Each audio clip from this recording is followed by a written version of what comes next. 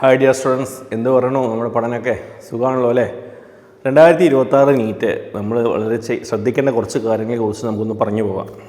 എല്ലാവരും കൃത്യമായൊരു ടൈം ടേബിളൊക്കെ വെച്ചിട്ടാണല്ലോ പഠിക്കുന്നത് അല്ലേ? ഇനി 6 മാസം സമയമാണ് നമ്മുടെ മുന്നിലുള്ളത്. 6 മാസം സമയം എന്ന് പറഞ്ഞു കഴിഞ്ഞാൽ വളരെ ചെറുതുമല്ല, വളരെ വലുതുമല്ല, ശരിയല്ലേ? അപ്പോൾ ഇനി നിങ്ങളോട് പറയാനുള്ളത്, ഇപ്പോൾ റിപ്പീറ്റും റിപ്പീറ്റ് ചെയ്യുന്ന കുട്ടികളുടെ രക്ഷിതാക്കളും ഒക്കെ ഇത് കേൾക്കുന്നുണ്ടെങ്കിൽ ഒന്ന് ശ്രദ്ധിക്കേണ്ട കുറച്ച് കാര്യങ്ങളെക്കുറിച്ച് നമുക്കൊന്ന് പറഞ്ഞു പോകാം.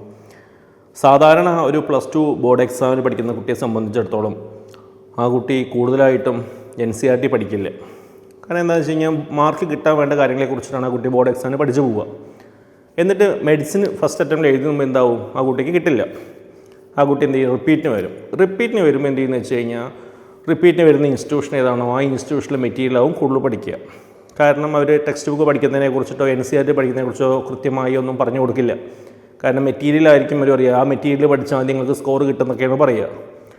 ശ്രദ്ധിക്കേണ്ട കാര്യങ്ങൾ പറഞ്ഞാൽ, ഇപ്പോൾ റിപ്പീറ്റും പോകുന്നൊരു കുട്ടിയാണെങ്കിൽ നിങ്ങളുടെ സിലബസ് എന്തെന്ന് മനസ്സിലാക്കി വേണം നിങ്ങളത് തന്നെ പഠിക്കാൻ വേണ്ടിയിട്ട്. ഓക്കെ, സിലബസ് എന്ന് പറഞ്ഞു കഴിഞ്ഞാൽ നമുക്ക് പഠിക്കാനുള്ളത് NCERT സിലബസാണ്. നിങ്ങൾക്ക് എല്ലാവർക്കും അറിയാം അല്ലേ? NCERT സിലബസ് എന്ന് പറയുമ്പോൾ പ്യുവർ നിങ്ങളുടെ ടെക്സ്റ്റ് ബുക്ക് തന്നെയാണ്. +1 +2 നിങ്ങളുടെ ടെക്സ്റ്റ് ബുക്ക് തന്നെയാണ് എന്താ NCERT സിലബസ് എന്ന് പറയുന്നത്. അപ്പോൾ കൂടുതൽ കുട്ടികളും ഈ NCERT ടെക്സ്റ്റ് ബുക്ക് കാണുന്നത് എപ്പോഴാണെന്ന് വെച്ച് കഴിഞ്ഞാൽ ലാസ്റ്റ് സമയം ഉദ്ദേശിക്കുന്നത് എപ്പോഴാണെന്നറിയോ? നിങ്ങളുടെ എക്സാമിനോട് അനുബന്ധിച്ചിട്ട് NCERT വല്ലതും പറയുമ്പോൾ റെഫർ ചെയ്യാനൊക്കെ പലരും നോക്കുക. ഒരു കുറച്ച് ശതമാനം കുട്ടികളാണ് പ്യുവർ NCERT പഠിക്കുന്നത്. അവർ തന്നെ ആയിരിക്കും മികച്ച റാങ്കിലേക്കും എത്തുക. അപ്പോൾ ആദ്യം ശ്രദ്ധിക്കേണ്ട ഒരു കാര്യം, പ്യുവർ NCERT ടെക്സ്റ്റ് ബുക്ക് പഠിക്കാൻ നിങ്ങൾ ഓരോരുത്തരും റിപ്പീറ്റ് ചെയ്യുന്നവരാവാം, റിപ്പീറ്റ് ചെയ്യുന്നവരാവാം, ഫസ്റ്റ് അറ്റംപ്റ്റ് എഴുതാൻ പോകുന്ന കുട്ടികളായാലും എന്ത് ചെയ്യണം? NCERT ടെക്സ്റ്റ് ബുക്കിന് കൂടുതൽ സമയം ചിലവഴിക്കണം.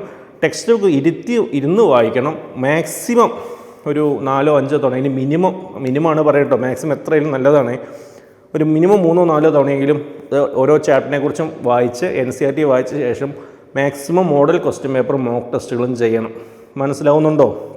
അപ്പോൾ എന്തുകൊണ്ടാണെന്ന് പറയുന്നത് വെച്ചെങ്കിൽ NCERT പഠിക്കാത്തത് കൊണ്ടാണ് ആക്ച്വലി സിലബസ് എന്തെന്ന് മനസ്സിലാവാത്ത പലർക്കും. സിലബസ് എന്ന് പറഞ്ഞു കഴിഞ്ഞാൽ ഫിസിക്സ്, കെമിസ്ട്രി, ബോട്ടണി, സുവോളജി ഒരു മൊത്തത്തിൽ അറിഞ്ഞിട്ട് കാര്യമില്ല. ഏതൊക്കെ ചാപ്റ്റർ എന്തെല്ലാം കാര്യങ്ങളുണ്ടെന്ന് മനസ്സിലാക്കണമെങ്കിൽ NCERT ടെക്സ്റ്റ് ബുക്ക് പഠിച്ചു കഴിഞ്ഞാൽ മാത്രമേ ഇത് മനസ്സിലാവുള്ളൂ. മനസ്സിലാവുന്നുണ്ടോ?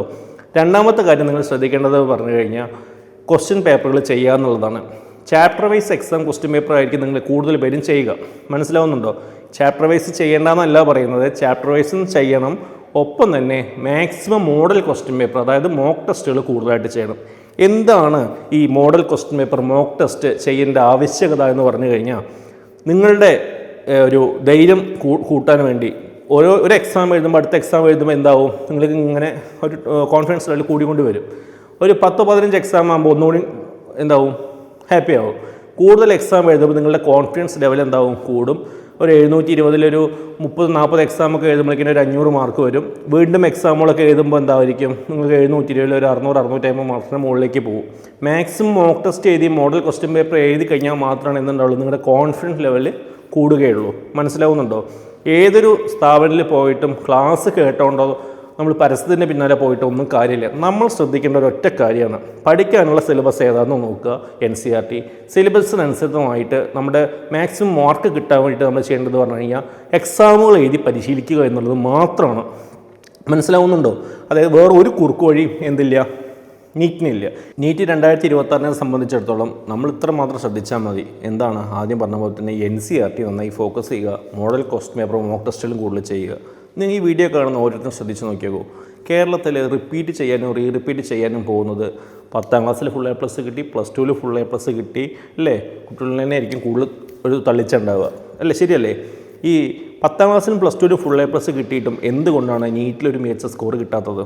കാരണം ബോർഡ് എക്സാമിന് പഠിക്കേണ്ടതും എൻട്രൻസിന് പഠിക്കേണ്ടതും പ്രിപ്പയർ ചെയ്യേണ്ടതും രീതികൾ എൻ്റയർലി ഡിഫറൻ്റ് ആണ്. ശരിയല്ലേ? അതായത് അതുകൊണ്ട് തന്നെയാണ് എന്തുണ്ടാവാത്തത്?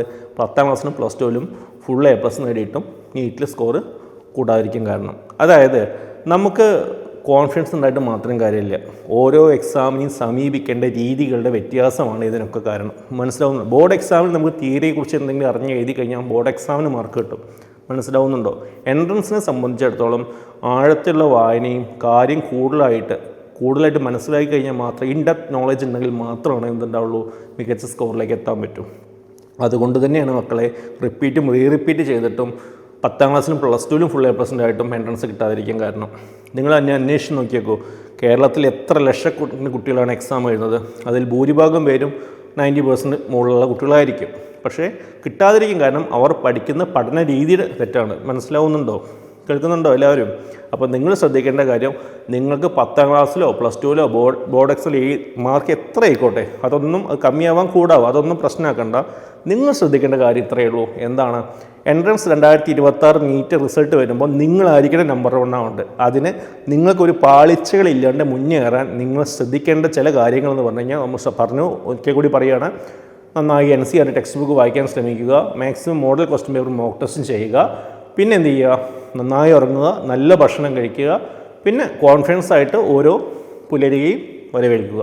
അങ്ങനെ ഓരോന്നും ചെയ്ത് കഴിഞ്ഞാൽ നിങ്ങൾക്ക് എന്തായിരിക്കും എന്ന് വെച്ചാൽ നിങ്ങൾക്കും കോൺഫിഡൻസ് ലെവൽ കൂടും, മികച്ച റിസൾട്ട് നിങ്ങൾക്ക് സ്വന്തമാക്കാൻ സാധിക്കും.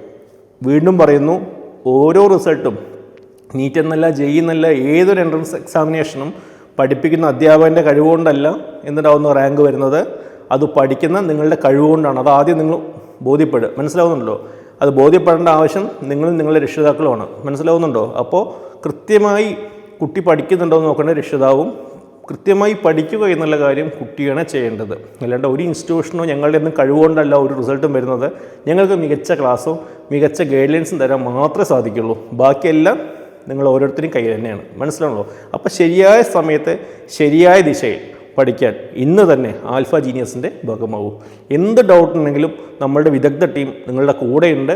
നിങ്ങൾക്ക് എപ്പോൾ വേണമെങ്കിലും വിളിക്കാം, എപ്പോൾ വേണമെങ്കിലും വരാം. വിശാലമായ ലൈബ്രറി, എല്ലാ സൗകര്യങ്ങളും നമ്മളുണ്ട്.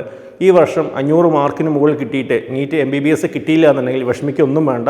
നിങ്ങൾക്ക് നേരെ നമ്മുടെ ക്യാമ്പസിലേക്ക് വരിക, ഫ്രീ ആയിട്ട് എന്ത് ചെയ്യുക, ഒരു വർഷം 6 മാസം കൃത്യമായി ക്ലാസ്സുകൾ കേൾക്കാനും മാക്സിമം മോക്ക് ടെസ്റ്റ് ചെയ്യാനും മോഡൽ ക്വസ്റ്റ്യൻ പേപ്പർ ചെയ്യാനും നിങ്ങളുടെ കൂടെ നമ്മളുടെ ടീം ഉണ്ടായിരിക്കും. ഓക്കെ, അതുകൊണ്ട് വിഷമിക്കേണ്ട.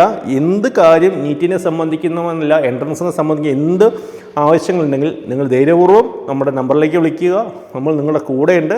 അടുത്ത വർഷം നമ്മുടെ കുട്ടികൾ നിങ്ങൾക്ക് ഓരോരുത്തർക്കും ഉള്ളതാണ്. മനസ്സിലാവുന്നുണ്ടോ? അപ്പോൾ എനിവേ, ഓൾ ദി ബെസ്റ്റ്. വീണ്ടും കാണാം. Okay, thank you.